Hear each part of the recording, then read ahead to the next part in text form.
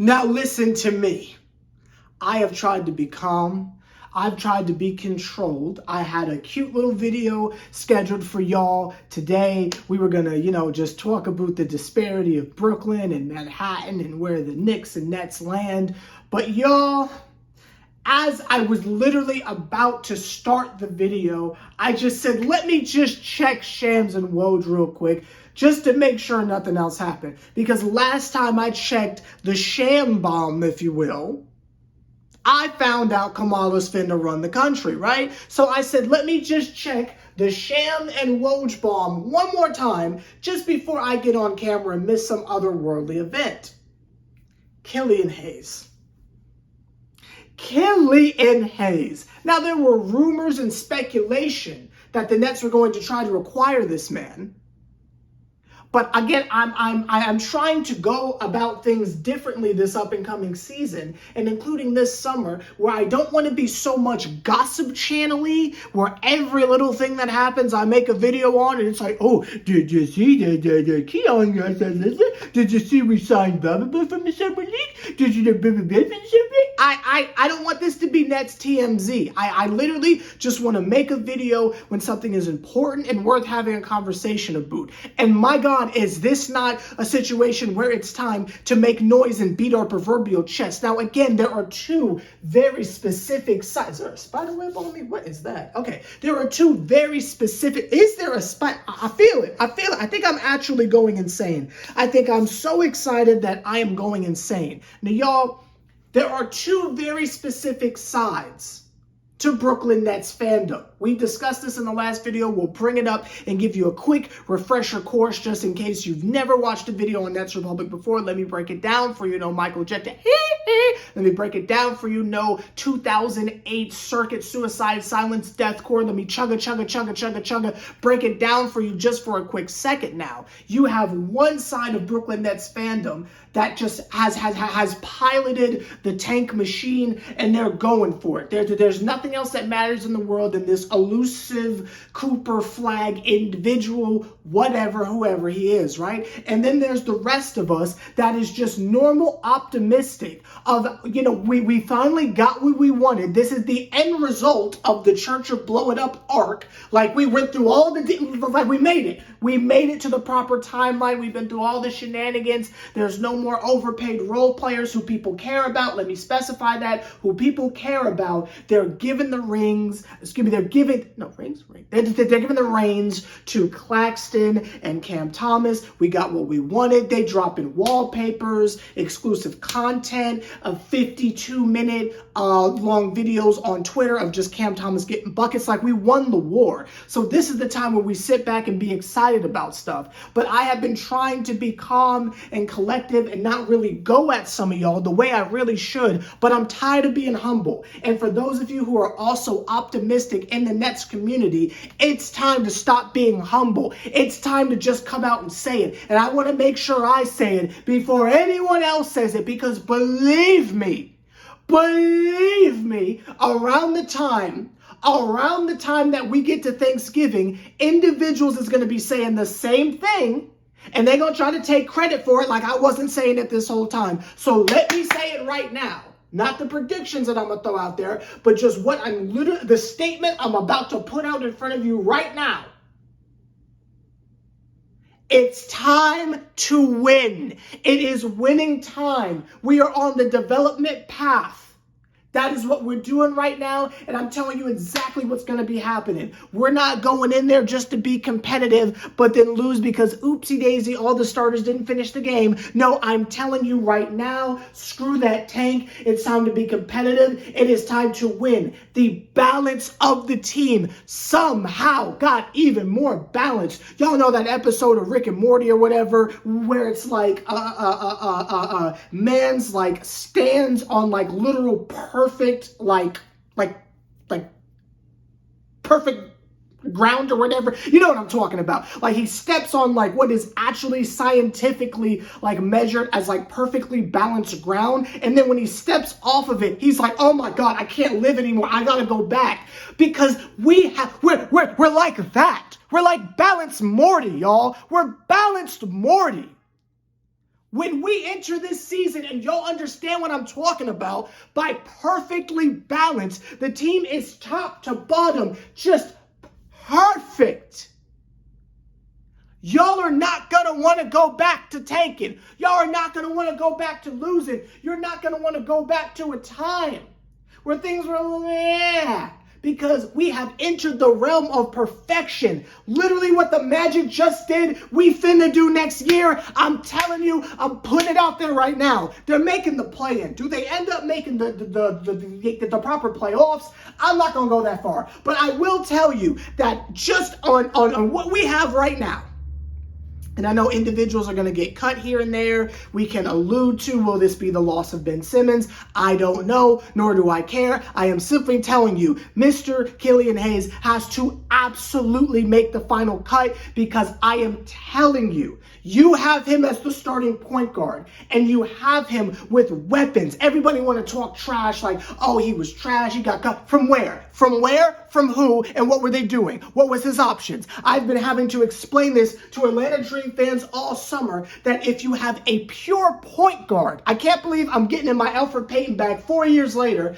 but when you have a pure playmaker, a pure point guard, you need to give the individual weapons. We talk about the Gundam example. We've been talking about this for 4 years now, and I'm trying to get y'all to lock in and understand what made James Harden so great on the team we had constructed at the time, is because you have an individual that, regardless if the coach has a pulse or not, is able to run the team and take advantage of all the weapons he has. He not only has Cam Thomas, he not only has Claxton, he has the current, reigning, defending, undisputed world heavyweight universal champion of the Summer League MVP, and Mr. Wilson. And then you still got Clowney. And you still got Clowney. I just named you 4 weapons at the disposal of a Killian Hayes. Now, if we could only find a way to get the Nets to break up with their weird love affair with Schroeder, and we can actually start making some progress here. Because if you ask me, I say keep Ben, let him come off the bench and do what he does. And if you want to, keep some of the guards that we done picked, like Keon Johnsons and stuff like that. And if I said his name wrong, I apologize. You'll have to forgive me. I'm so excited right now. I might be messing people's names up. 2 videos ago, I said Royce O'Neal was on the team. You'll have to give me a second. I'm a little rusty. But listen, I'm trying to tell y'all that the balance is literally perfect. I have been begging, screaming, pleading for a playmaker of some kind. It's the only thing that the team has been missing. You have addressed the center fiasco. You remember the LaMarcus Aldridge days? Like I'm telling you, we done addressed everything. We have officially done a 360, 180. We have done a, 360, because it's come full circle. And we have recovered from the James Harden trade, and the situation has handled itself, where at once it was like, how could you get rid of a Karis LeVert? My God, Cam Thomas is so much better. And that ain't no shot at Karis. You know how I feel about Karis. I know it's a terrible comparison, but you know what I mean. Whereas it was like, how could you get rid of a Jared Allen? Claxton has turned into exactly what y'all said he was going to be since the day I hopped on in the bubble. And then you've got weapons galore and wings and summer league people and folks who are coming off the bench from the G League and stuff and all these other individuals. And that is not including the vets that are still on the team. I don't talk about it, but does everyone remember the fact that we still got Bogey? Again, not the Hawks one, but the fat one. Do y'all remember we have him? You still got Cam Johnson, who, while he is a bum,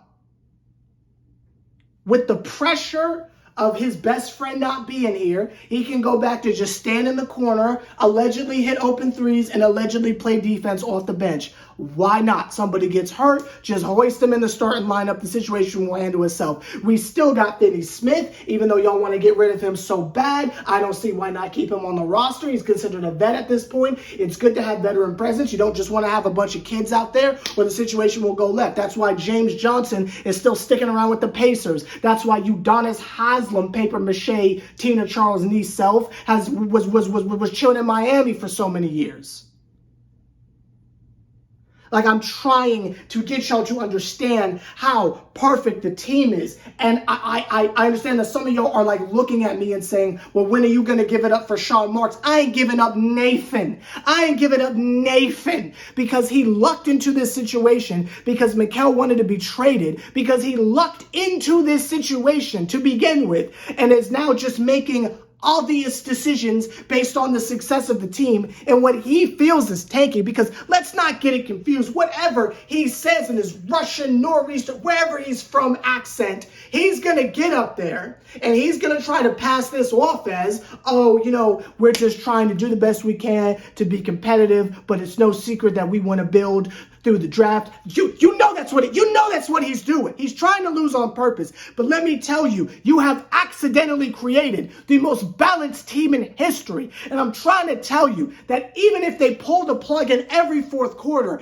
just the sheer talent and potential we have on this team, with the unified understanding that this is development time.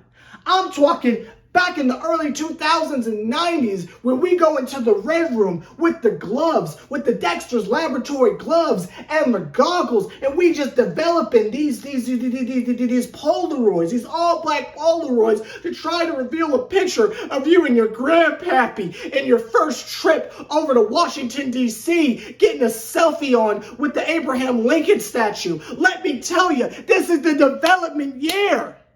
And just like when it was Kenny before, whoever our coach is, whose name I still don't know and I still have yet to do the research, you'll have to forgive me, I'm really hyped over the women's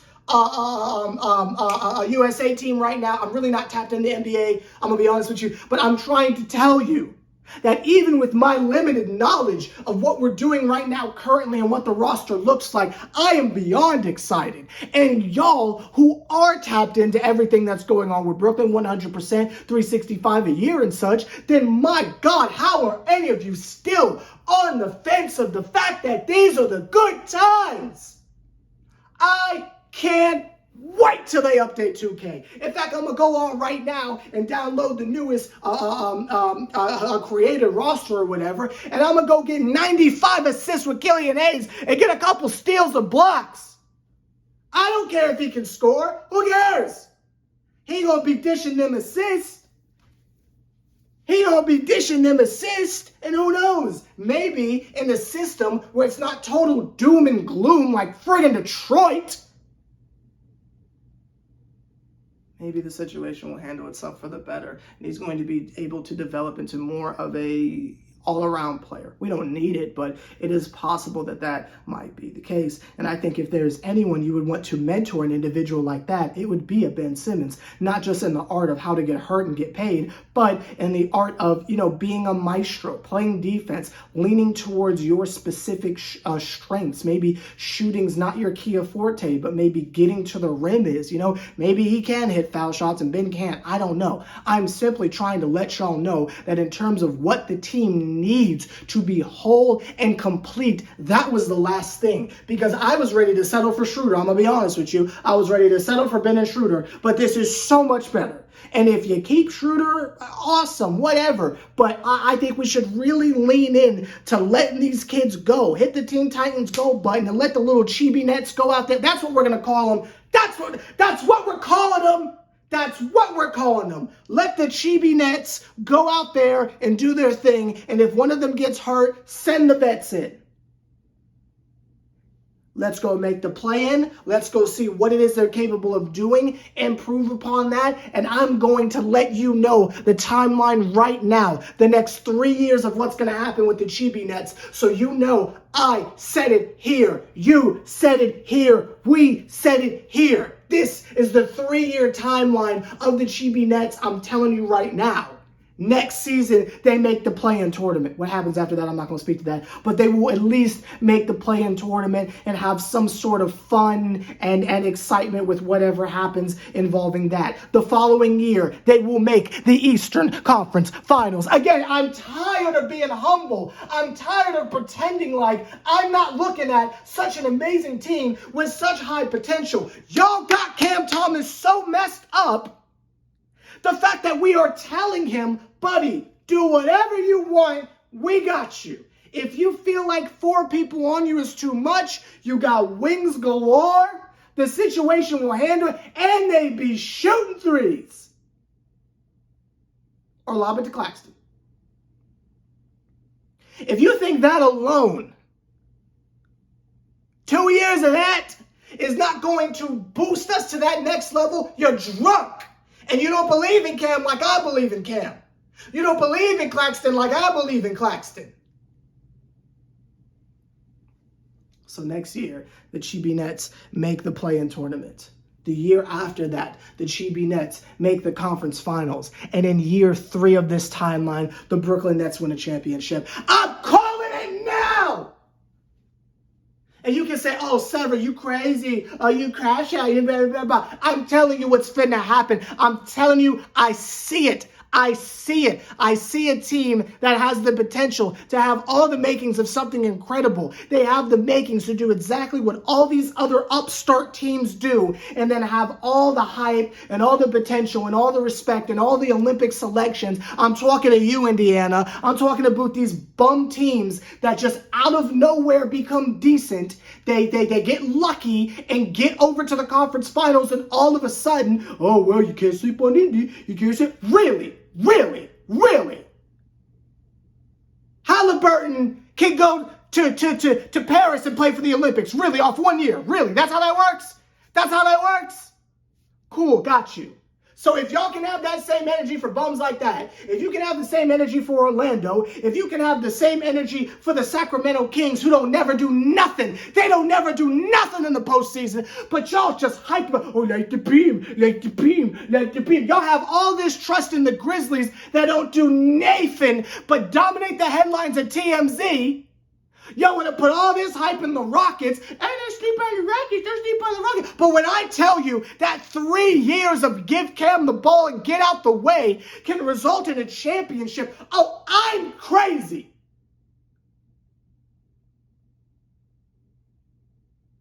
You heard it here first. Chibi Nets, 3 years, championship. I'm calling it now. I'm calling